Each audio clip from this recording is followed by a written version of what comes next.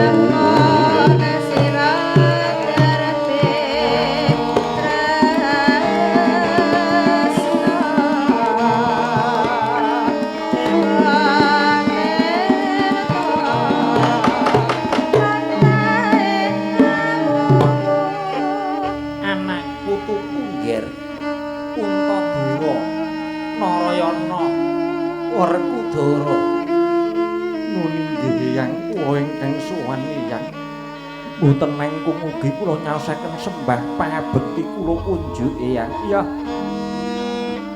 Tak tampa tiba padha-padha ora liwat pangestune Eyangmu wae tampanana ya. Nuninggih Narayana nggih Eyang sembah kula katur Eyang. Iya ya Narayana tak tampa ora liwat pangestuku wae tampanana. Nggih. Sangkan-sangkan datan pepoyan tanpa nyaosi kabar marang pung Eyang Unta kowe ingkang tinuwake dening dulur-dulurmu Pandhawa banjur ana wigati apa ngger? Duh, Eyang. Estunipun anggen kula sowan menika njumbuhaken kaliyan Sasmita. Ingkang kula tampi bilih kalenggan mangke Jawata badhe matedhakaken kanugrahan wahyu kamulyan utawi wahyu katentreman. Kawimbuh sabdanipun Kaka Prabu ing Dwarawati bilih Kaka Prabu Kresna ugi nyumpena ingkang kabar kawustan yen ta ing wayahipun Puntadewa tetunggalan raga kaliyan Kanjeng Eyang ing Saptaharga mangka kalenggan menika bebasan suduk gunting tatu kalih karana hanyarengi mendranipun Mbok Sri Dewaning Boga mila daya-daya kula sowan Kanjeng Eyang menika duh Eyang menggah sasmita ingkang kula tampi kala wau kados pundi lan kenging menapa saged nyarengi dhateng murcanipun pepunden Betari Sri Eyang.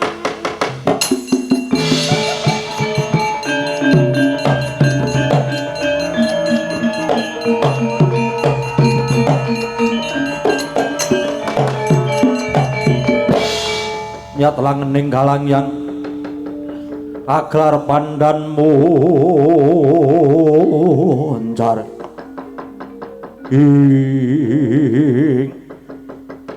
eyangmu wis tanggap ingkang dadi aturku marang eyangmu ing Sabta Harya yen kowe tanggap sasmita sawangen eyangmu iki Puntadewa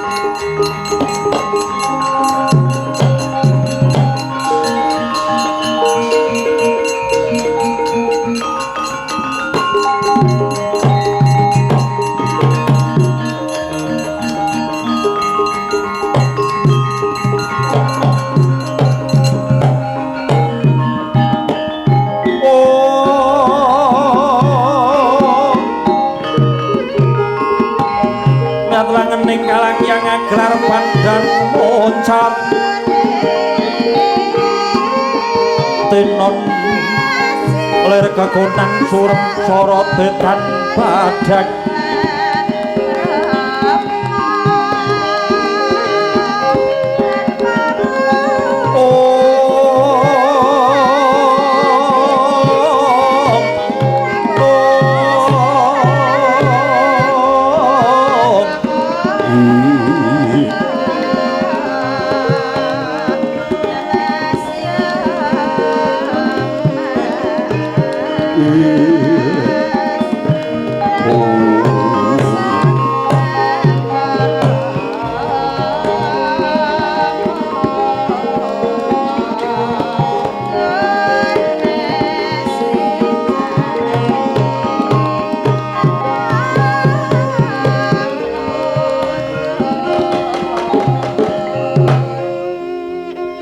Tresna Dwipayana paran wigatine jeneng kita marak ana ngersa ulun bebarengan kelawan Wija Kangka. Duh, ulun bot-boten kula nampi penangising putu kula Punta Sakadang. Duh ulun jumbuh kalian sasmita paduka kulun ingkang kula tampi miwah ingkang tinampi dening wayah kula Punta Pukulun rening dawuh paduka inggih pun abiyasa ingkang dados lantaran tumedhaing wahyu kamulyan lajeng cumadeng dawuh Pukulun sutikna wonten dawuh bener atur kita pancen wis pinesti pepestening kodrat lamun wahyu kamulyan sak mengko pinesti Puntadewa ingkang kudu nampa ya sebab Puntadewa ingkang dadi tuangganing Pandhawa besok bakal kaduga kasembadan ambabar jagat anyar ingkang kebak katentreman lan kerukunan lan kanthi tentreming negara Ngamarta jagat iki bakal mbabar kamulyan lahir lan batin kula nggih wahyu kamulyan iki dadi pepestening wayah kita Puntadewa.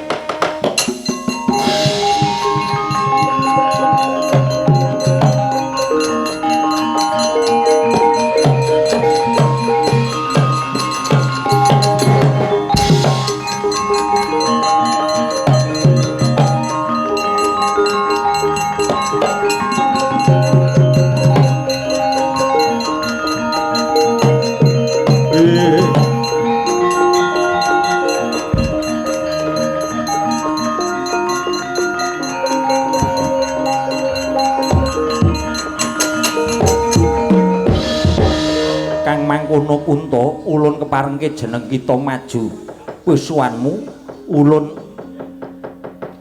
wis paringi ya kuwi wahyu kamulyan lho inggih ngestaken dawuh kula sampun nampi Pukulun ya ngaturaken gunging panuwun ingkang tanpa upami dene wahyu kamulyan sampun dipun paringaken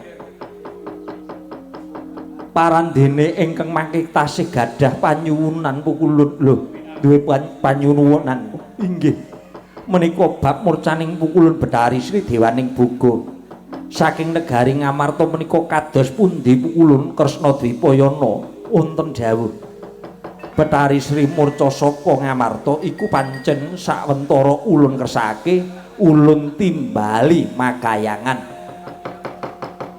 sayekti mungkin arya pacoban kanggo punta sakadang nggone bakal nggayuh wahyu kamulyan jalaran ora ana kanugrahan ingkang tinampa mawa pacoban lan pangorbanan nanging pacoban iku pinangka pendadaran lan pangungkaling lagu lamun kuat lan bisa luar saka penandhang ing kono bakal ketekan kanugrahan kang agung rene nyatane punta sakadang bisa ngluwari lan ngliwati utawa luar saka pacoban mula kalenggan iki uga Betari Sri supaya bali meneh ing negara Ngamarta nanging aja semelang yekti mengko Sri bakal mulih ana negara Ngamarta waduh ngaturaken gunging panuwun pukulun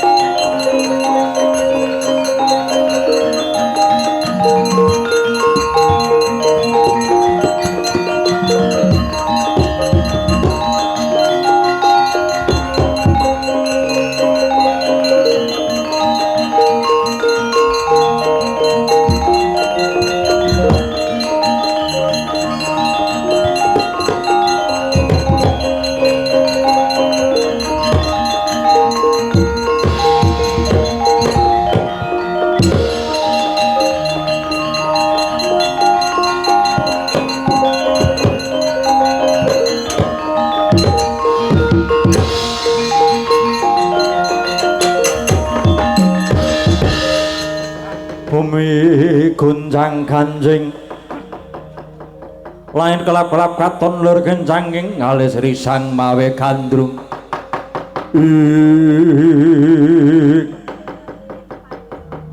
kula ngaturaken gunging panuwun yang dene lantaran ingkang mekaten ingkang wayah nampi wangsiting Jawata inggih menika wahyu kamulyan lan wahyu katentreman kagem ingkang putra ingkang wayah pun Puntadewa lan para kadang Pandhawa mandhapipun wonten ing pedhukuhan ngablak punika eyang yen mangkono kowe saiki bali kana lantaran nggonmu oleh wahyu muga-muga bisa ngurakapi kanggo saenenging nggonmu ngesuwi ana negara Ngamarta biak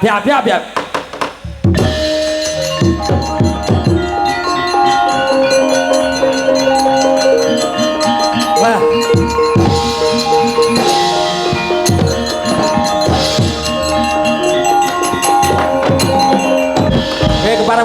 kepareng matur penembahan sowan kula ngasanipun penembahan abiyasa menika kula badhe matur yen to dawi menika wonten pendhita ingkang ngamuk-ngamuk badhe madosi para Pandhawa nuwun sewu pramila kula sowan wonten ngasanipun penembahan abiyasa menika kula badhe matur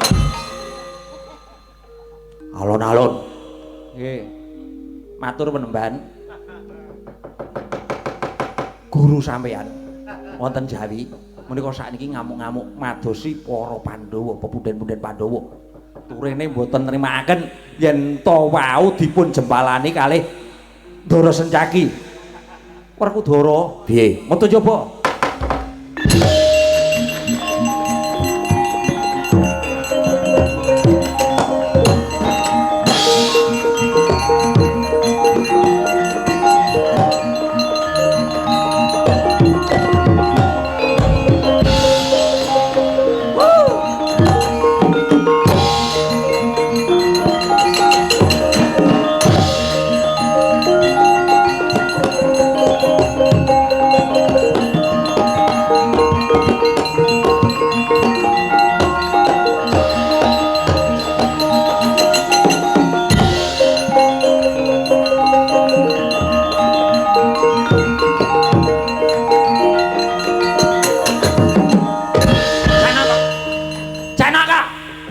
wonten dawuh bapa penemban. Ra trima aku ra trima.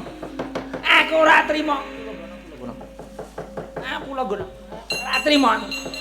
Dene kowe mau wis mirang-mirangke lan anak-anakmu para Pandhawa ya ki Gatotkaca Antarja wis mirang-mirangke aku. Lan Jata Kurawa padha mundur.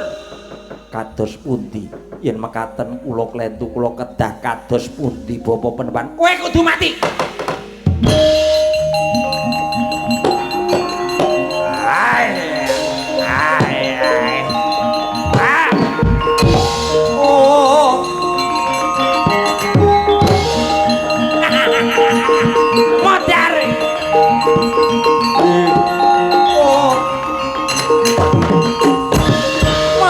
Modar kowe Janaka. Pisan-pisan nganggo tulutur. Ayo, modar kowe iki tunggale para Pandhawa.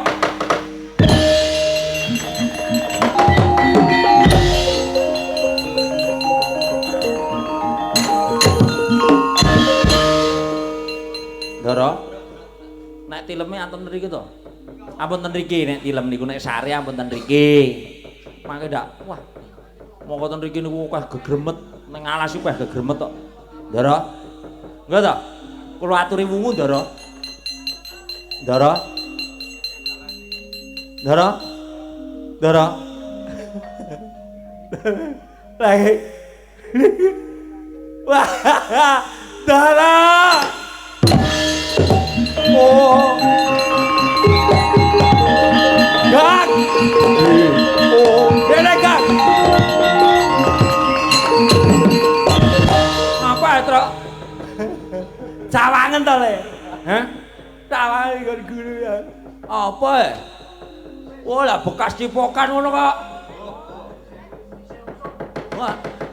Iki bar dicokot buta iki tetep mati, Dur. Cedok. Oh.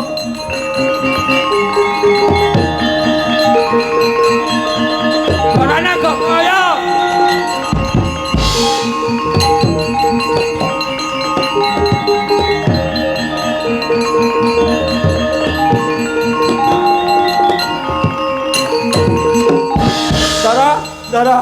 Ndara, niki Ndara.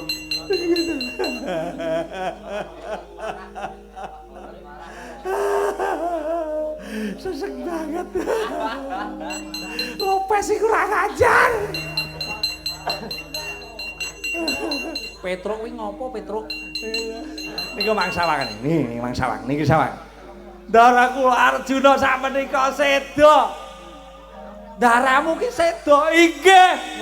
Waduh, cilaka iki.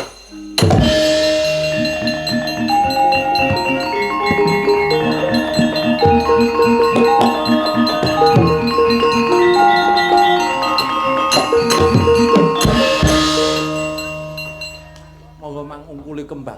Mang ungkuli kembang. Ya tak ungkulane kembang sik. Wis, urip meneh. Koko Prabu, Koko Prabu.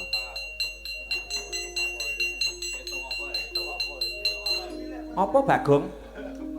Kula mbok tak ngampil kembange niku. Lah nggo ngopo? Gen kula niku ben urip. Mbok menawa nek diungkuli kembang kek urip.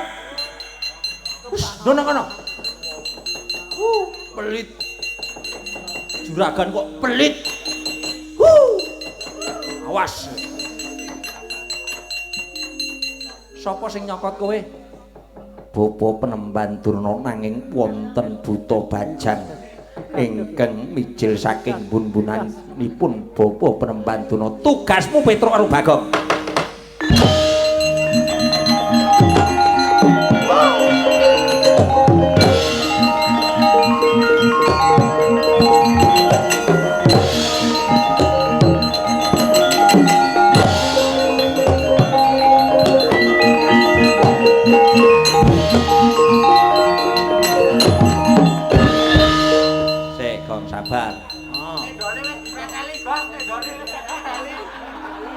Wah, tendane dicapati. Ayo, ayo. Terus.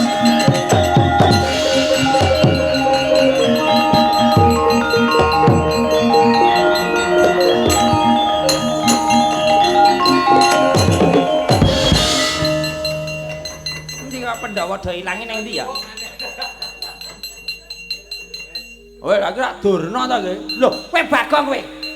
Ora basa karo aku. Bolo. Ya.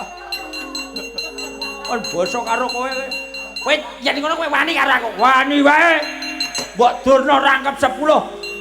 Aku ora bakal mundur sejangkah yen ngono tak dalno pusakane Pendhita Durna. Canda.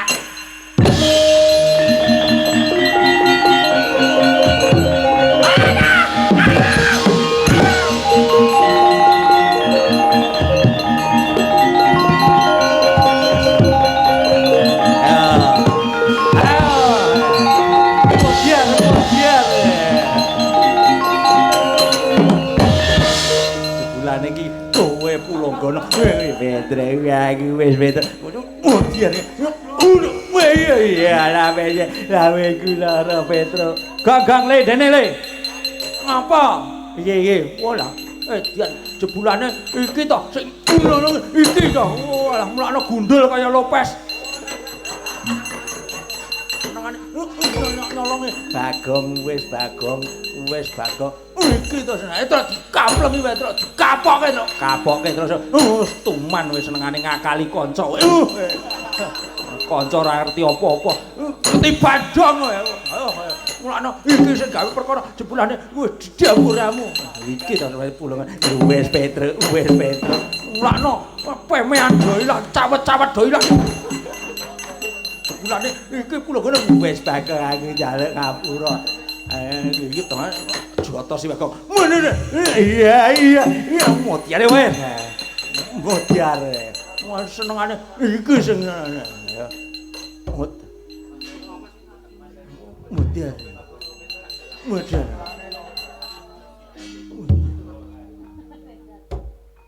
odo micek wae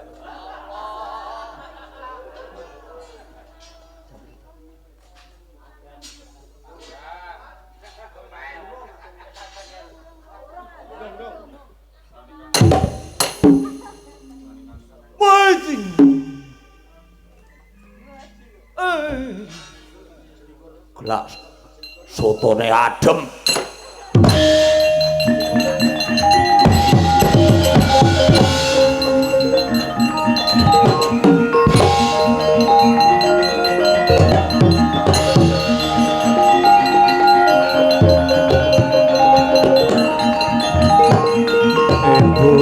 Mundur kan aku mundur.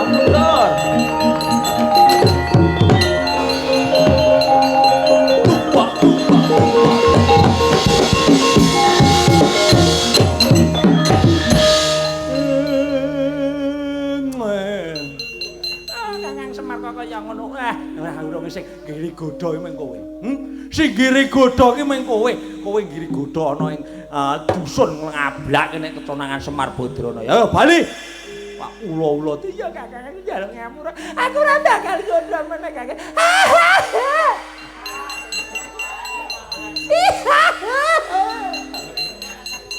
Bali. Bali. Bali. Perkarane dirampungke. Bali. Gelem bali ora? Iya Kakang. Aku jalan banget ya Kakang. Aku jalan Kakang. Ayo mabur. Oh, mabur, ayo. Dhuwur. Keduren.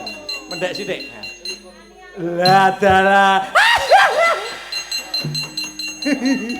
Nganggo kathok Hello Kitty.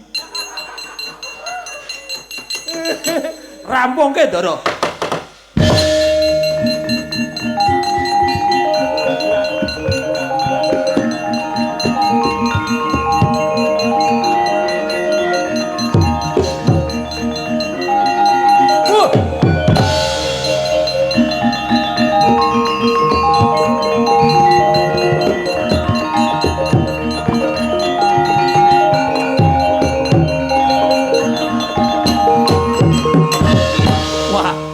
Iki wah balane Betari Durga lole wah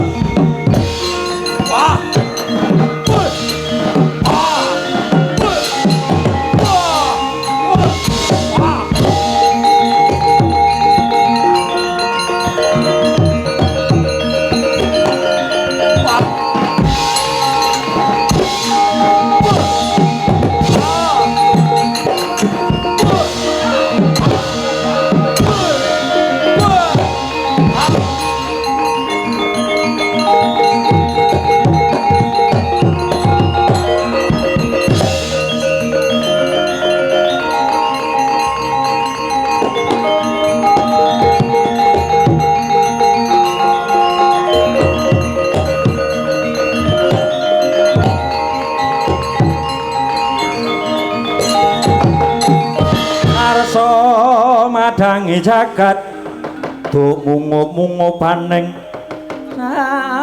puncak ing ugir marbabang sumirat kena mega sorote lan gunung-gunung